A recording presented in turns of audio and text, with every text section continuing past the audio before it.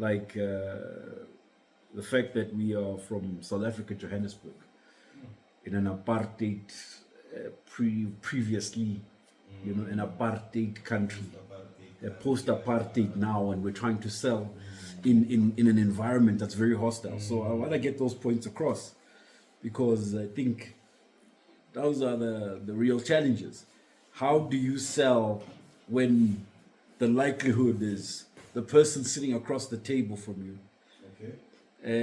has already got prejudgments about who you are? You know what I mean?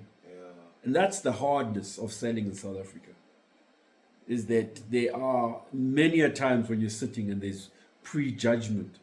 And really, you've got to move beyond that as an individual and convince the person that, and show them actually that you are actually somebody who is beyond the fluff, and you're about the professionalism of selling. And that's really it. So because you will win people over with that. If once you are not playing at that level, there's the parent-adult-child relationship that they always talk about. If it's the parent, the adult, and the child, and then it's the parent-adult-child. So when you meet a person, these are the states that you guys meet at. You know what I mean? So for conversation to work, if your customer goes to parent role, or the person you're talking to goes to the parent role, for effective communication, you have to assume a child role. And that way there is direct communication, or else there's conflict. If he treats you as an adult, you then communicate as an adult. And that means there is a parallel line, a straight line between, and there's proper effective communication.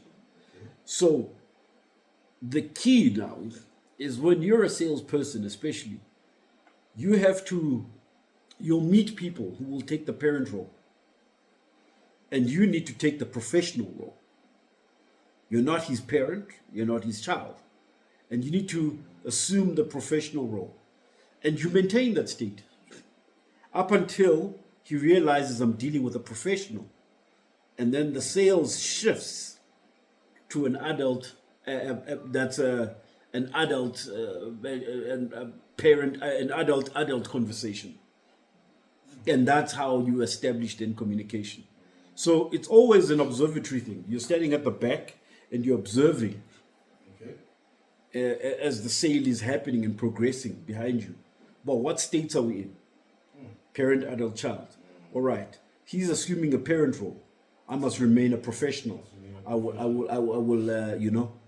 must assume an adult persona. And eventually, as the conversation, you will then have an adult to adult conversation. So, interesting point about how do you then make sure that things like, racism and things like that, how do you get around those things? It's by the state that you consume. You know what I mean? So normally the confrontation is, he comes in, he's talking to you as if he's your father, and you get mad because, hey, you're not my dad, stop talking to me like that. And then you assume an adult role. Yeah. And that's where the conflict comes from. So that's how you lose your sales. Perfectly right. It's your preconceived ideas. But if you work in the psychology of it, you actually realize that, hey, we can balance. We can influence. And that's why the observation is important. You also give yourself a lot of time by asking questions in your sale, because that allows you to then reason better. The customer is talking. You are now strategizing. You can look, are we on path with the sale? Are we off path? How do I rope him back? And you don't rope him back by a statement. It's a question. As soon as he is diverting from the topic, you bring him back with a question. To keep him talking, but redirecting him the whole time. Up until he's sitting right in the middle of the zone. Exactly where your strategy is at, so that you can have effective communication and effective progression to the sale. So it's something I'm going to talk about also, which is continuations in sales versus advances. Okay. You know, so but we'll tap into that on our next video.